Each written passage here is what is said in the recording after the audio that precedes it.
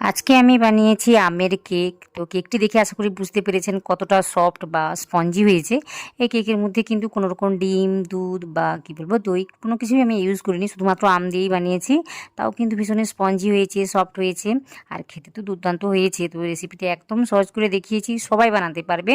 আর pressure কুকারের মধ্যেই বানিয়েছি, মাত্র 30 থেকে 35 মিনিটের মতো সময়টা লাগবে। এতে করেই কিন্তু কেকটা সুন্দরভাবে তৈরি হয়ে যায়।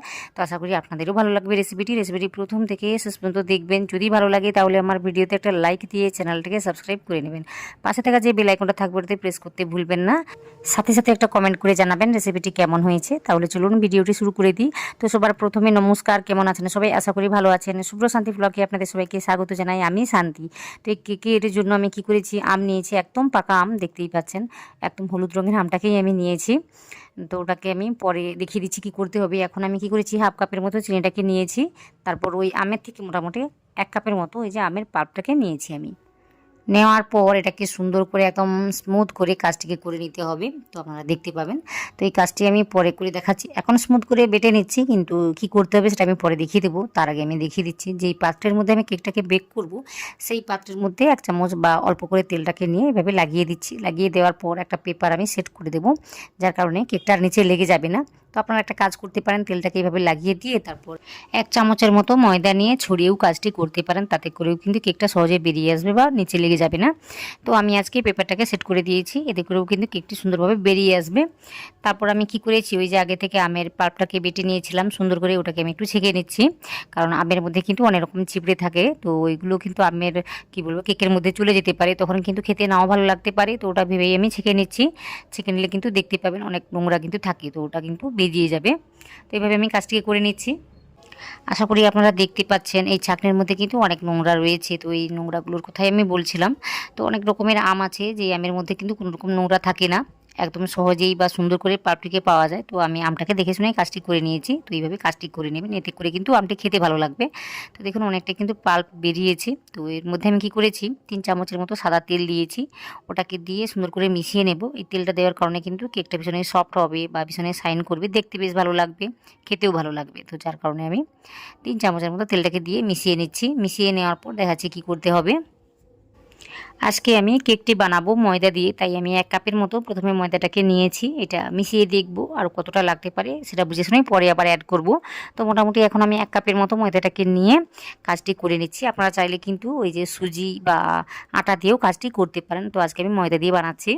সুজি দিয়েও কিন্তু কেকটা দারুণভাবে তৈরি করা যায়। তো এই রেসিপি দেখতে চাইলে অবশ্যই আমাকে কমেন্ট করবেন, তাহলে আমি আপনাদের সাথে শেয়ার করে নেব এই রেসিপিটি। তো দেখুন আমি আরও এখানে হাফ কাপের মতো ময়দাটাকে দিয়েছি, দিয়ে না সুন্দর করে মিশিয়ে নিয়েছি। তো এখানে আমি অল্প করে লবণ দিচ্ছি। এই লবণটা দিতেও পারেন আবার নাও দিতে পারেন, দিলে কিন্তু খেতে ভালো লাগে। একদম অল্প করেই দিয়েছি আমি। তারপর একটু স্বাদের জন্য এখানে আমি গুঁড়ো ওই যে দুধ দিয়েছি, আমি মিল্ক পাউডার 2 চামচের মতোই দিয়েছি। তো এটা দিয়ে না সুন্দর করে মিশিয়ে নিচ্ছি। সব কিছুকে ভালোভাবে মিশিয়ে নেওয়ার পর এখানে আমি দিয়েছি 1 চামচের মতো বেকিং পাউডার। তারপর যেটা দিয়েছি সেটা হলো বেকিং সোডা। তো আমি কি করেছি, ওই যে ওই চামচেরই 3 ভাগের 1 ভাগ দিয়েছি বেকিং সোডা। এটা কিন্তু অল্প করেই দিতে হবে, এতে করে কিন্তু কেকটা খেতে ভালো লাগবে, না হলে কিন্তু তেতো লাগতে পারে, যেহেতু আম দিয়ে বানাচ্ছি তাই বলছিলাম। তো এগুলোকে দেওয়ার পর না আমি 1.5 চামচের মতো ভিনিগার দিয়েছি। আপনারা চাইলে কিন্তু একটু লেবুর রসও দিতে পারেন।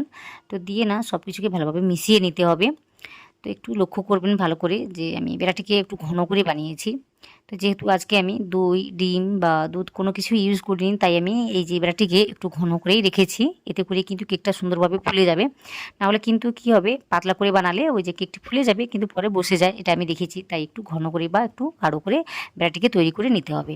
একটু সময় নিয়ে বেড়াটিকে মেখে নেওয়ার পর আমি কি করেছি, ওই যে প্রথম থেকে বাটিটাকে তৈরি করে রেখেছিলাম, তেলটাকে মাখিয়ে পেপারটাকে সেট করে, তো এই বাটির মধ্যেই কিন্তু আমি ঢেলে দেবো, একটু উপর থেকেই ঢেলে দিচ্ছি। আর দেখতেই পাচ্ছেন বেশ ঘন করে কিন্তু আমি বা গাঢ় করে এই বেড়াটিকে বানিয়েছি। তো আশা করি সব কিছুই দেখতে পাচ্ছেন বা বুঝতে পারছেন। এইভাবে কিন্তু বানাতে হবে, এতে করে কিন্তু কেকটা সুন্দরভাবে ফুলে যাবে। তো এইভাবে দেওয়ার পর আমি দেখাচ্ছি কি করতে হবে।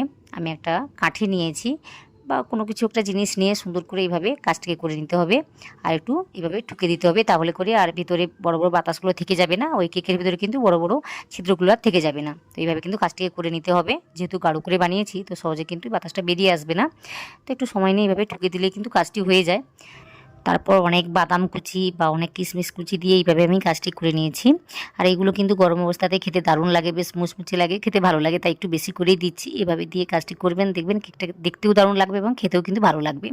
তো এইভাবে সাজিয়ে নিয়েছি। সাজিয়ে নেওয়ার পর ওই যে আগে থেকে আমি প্রেসার কুকারটাকে গরম করে নিয়েছিলাম, 5 মিনিট ধরে কিন্তু ভালোভাবে গরম করে নিয়েছিলাম। তারপরে এভাবে একটা স্ট্যান্ড রেখে সুন্দর করে বসিয়ে দিয়েছি। একটু সাবধানেই বসাতে হবে, বসিয়ে না ঢাকনাটাকে ভালোভাবে লাগিয়ে দিতে হবে। এই ঢাকনার মধ্যে কিন্তু কোনো রকম হুইসেল বা রাবারটা যেন না থাকে, তো সেদিকে কিন্তু একটু খেয়াল করতে হবে। তো আশা করি সব কিছুই দেখতে পাচ্ছেন বা বুঝতেও পারছেন। তো এটাকে লাগিয়ে দিয়ে না আমি গ্যাসের ফ্লেমটাকে লো আর মিডিয়ামের মাঝামাঝি রেখে 30 থেকে 35 মিনিট ধরেই কিন্তু রান্নাটিকে করে নিয়েছি। প্রথম 30 মিনিট কিন্তু এইভাবে রান্নাটিকে করে নিয়েছি, শেষের 5 মিনিট কিন্তু আমি লো ফ্লেম করে দিয়েছিলাম। এতে করেই কিন্তু কেকটি সুন্দরভাবে বেক হয়ে গিয়েছে। তো এটাকে আমি দেখাচ্ছি কেকটা সুন্দরভাবে হয়েছে কিনা বা ভেতর থেকে রান্নাটি হয়েছে কিনা। তো একটা কাঠি ঢুকিয়ে দেখিয়ে দিচ্ছি। কাঠিটা দেখুন একদম ক্লিনভাবে কিন্তু বেরিয়ে আসছে, তো বোঝা যাচ্ছে জিনিসটা সুন্দরভাবে হয়ে গিয়েছে। তো এইভাবে বানালে কিন্তু আপনারাও কিন্তু সহজে বানাতে পারবেন। আর কেকটা কত সুন্দরভাবে তৈরি হয়েছে সেটা আমি কেটে দেখাবো। তো প্রথমে আমি কি করবো, কেকটাকে নামিয়ে নিয়ে একটু ঠান্ডা করে নিচ্ছি। ওই আধ ঘন্টার জন্যই কিন্তু ঠান্ডাটিকে করে নিয়ে তারপর দেখিয়ে দিচ্ছি কেকটা কত সুন্দরভাবে হয়েছে। তো দেখুন কত সুন্দরভাবে কেকটি তৈরি করা গেল। আর একটু ঠান্ডা করে নিয়েছি। ঠান্ডা করে নেওয়ার পর কিন্তু এইভাবে একটা ছুরি দিয়ে ঘুরিয়ে নিলেই কিন্তু সহজে বেরিয়ে আসবে। তাছাড়া এখানে দেখতেই পাচ্ছেন কেকটা কিন্তু ওই যে ছেড়ে গিয়েছে সাইড থেকে, তো সহজেই কিন্তু বেরিয়ে আসবে কেকটা।